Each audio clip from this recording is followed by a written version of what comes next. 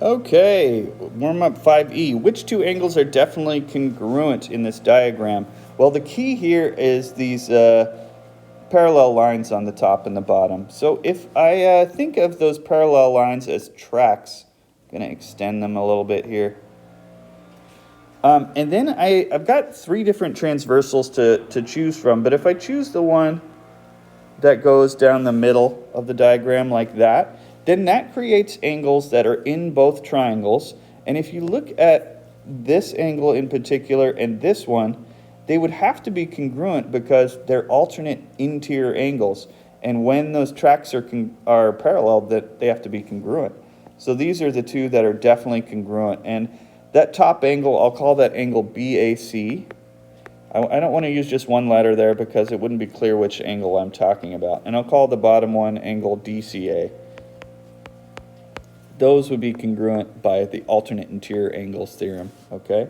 So that's going to come into play in this proof because we're using that diagram in the proof, okay? So first off, this first statement, that's just the given info.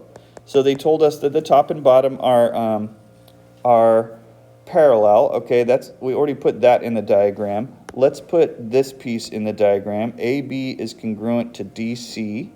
So that's the top and the bottom. So the top and the bottom are parallel, but they're also congruent. Okay. And then we're going to say something using the alternate interior angles theorem. Well, hey, that's this, right? We can say that those two angles, angle BAC, angle BAC is congruent to angle DCA. Okay. And now the next statement says that AC is congruent to itself. Well, that's that shared side in the middle. So that's always going to be, anything's congruent to itself by the reflexive property of congruence.